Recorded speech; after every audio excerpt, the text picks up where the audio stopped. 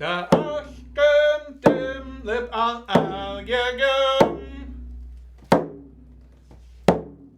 Da ashkem dim lip al yagum. Oh, whoa, ho.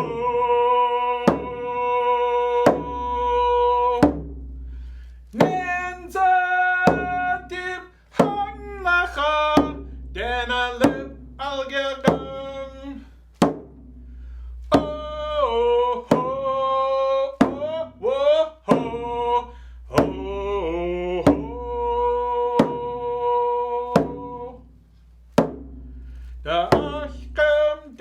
They use basketry and everything. I like to tell the story about, I don't know if it's Joe or John Adivasio, had written an article for the Boston Globe. He said that humans were living in caves and the women learned to weave, to collect berries, and they learned to make clothing, they learned to make everyday objects, and the men learned to make thatched roofs. And he said it was such an important step in human civilization. And I really liked that story. And then, because I was feeling kind of possessive about basketry, then I happened to go from there to Toronto, where they were having a basketry symposium, and it was called Basketry Focus. And here were people from all over the world. There were people from Germany, there were people from Norway, there were people from Japan, from Taiwan, they were from South America. And it really made me realize that basketry was just not North American, which I had been thinking of as our art. And so it really opened up my eyes, and from then on I felt more comfortable teaching other people how to do basketry.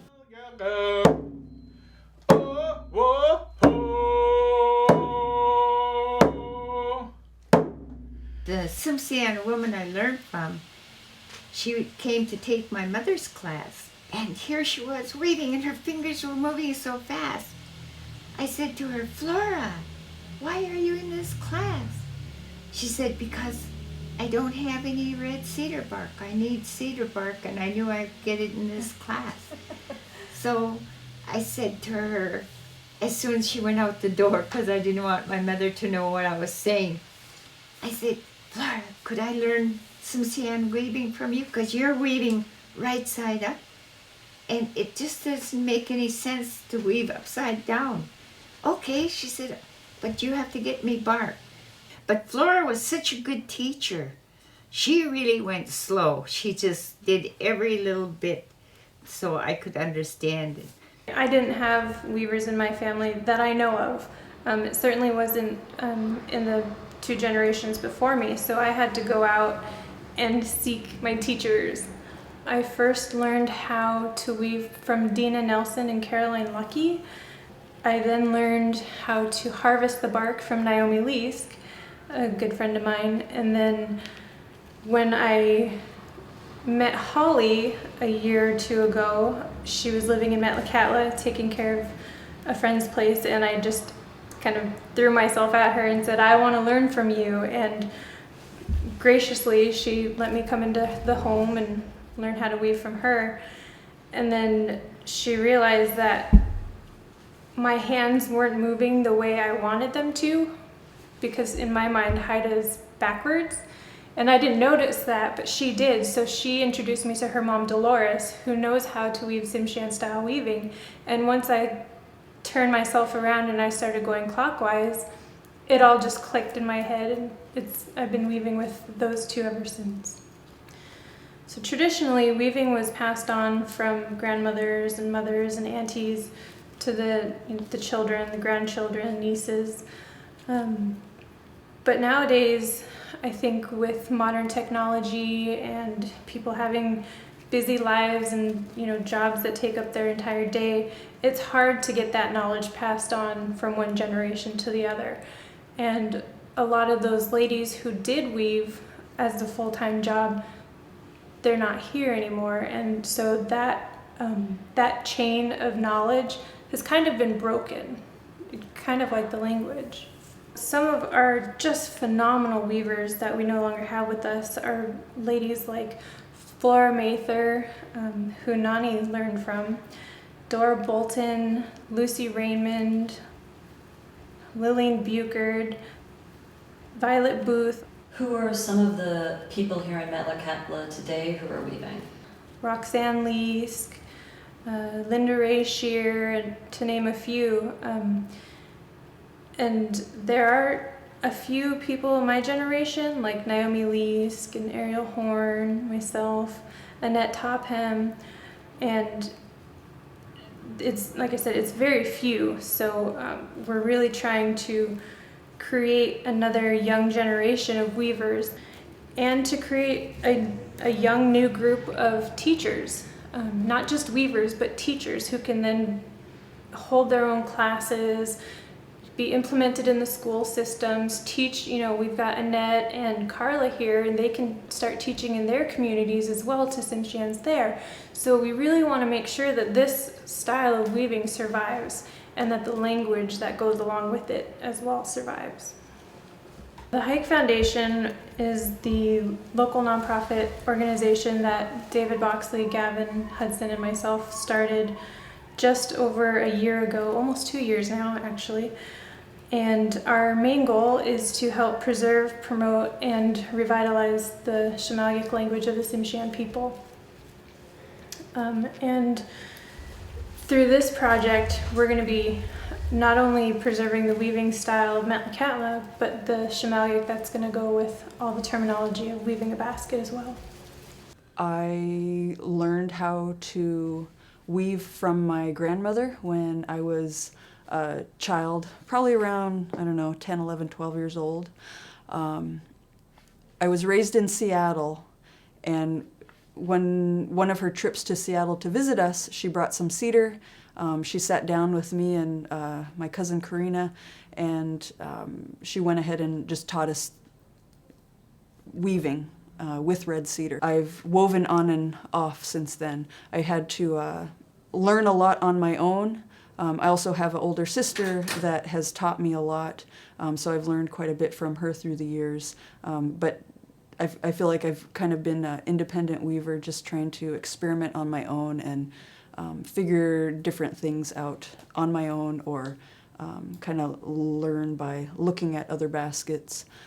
So I was grateful to have this opportunity to be a part of this project because I value cedar just like everybody else in Southeast Alaska, and wanted to represent my grandmother, Violet Booth, who taught me.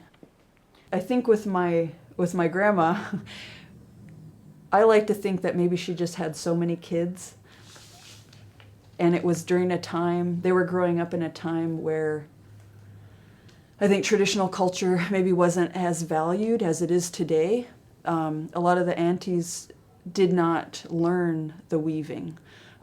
If they did learn it, I think they learned it later on in life at opportunities that just kind of arose, like in the form of a class.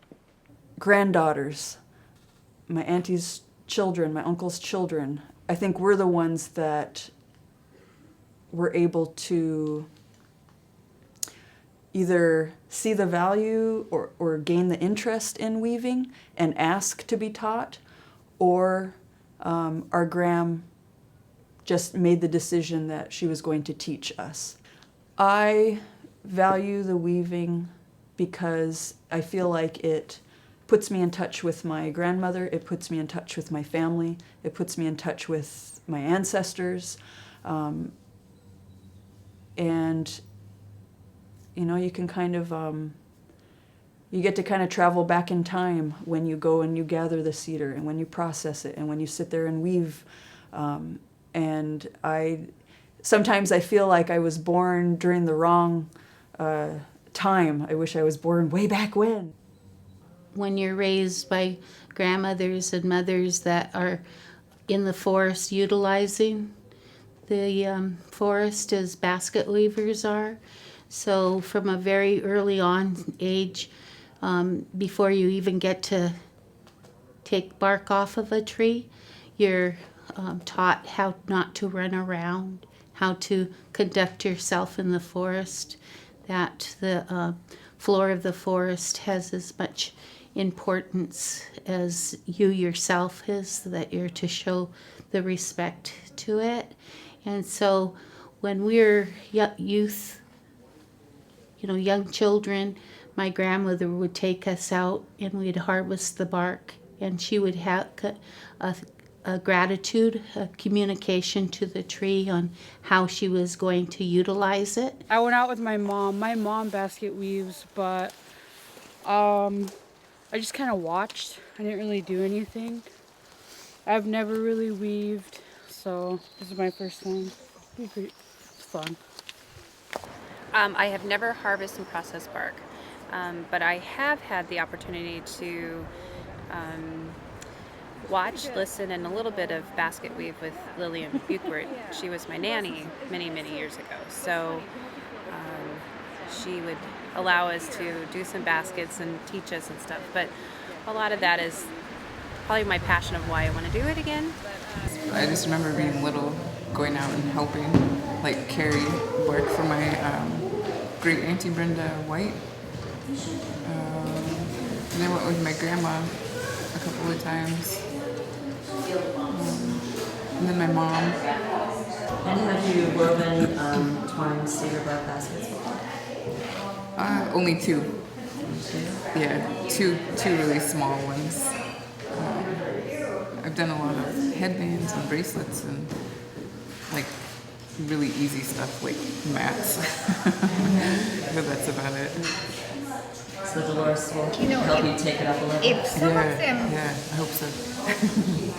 My father is Jack Hudson, and his aunt was Lillian Buchert, a very prominent basket weaver in the Metlakatla community, Ts'msyen community. So when I was young, I would come visit my dad and my sister, Becky, as well. And my aunt, Lillian, one of the first things that she said to me was, you have to learn to weave baskets. And at 9.5, we sat there during the summers, and she taught us all of the basic weaving techniques. She taught us how to do some false embroidery made in hair fern. And then she passed away. And I didn't do a lot at home when I was younger, but I knew the basic concepts, and my Aunt Lillian taught my sister-in-law how to weave. And so she sort of bridged that gap when I was older and I had questions, and I was starting to, get into it and wanted to know, what do I do here?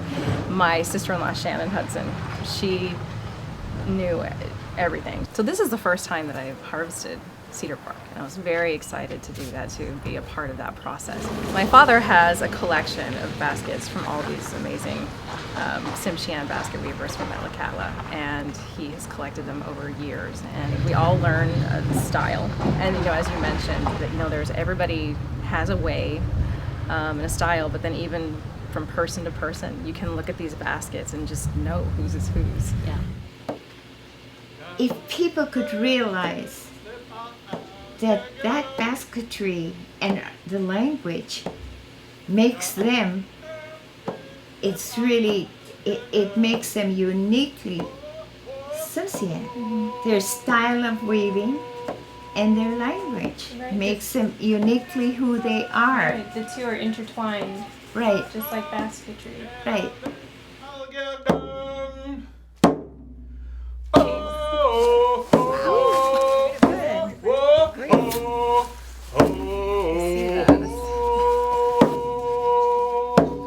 Feels like it's thin all through.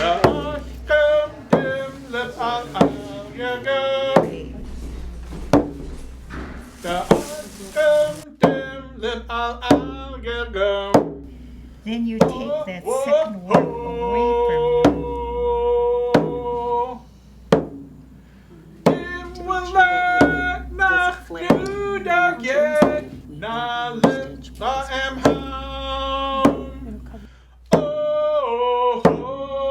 Put it on the form for a little while and you rub it with your,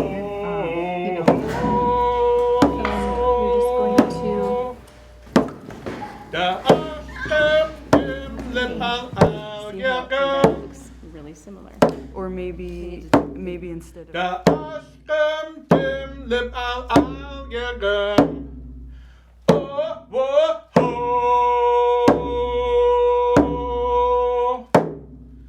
Ninza deep hot lacha. Then I live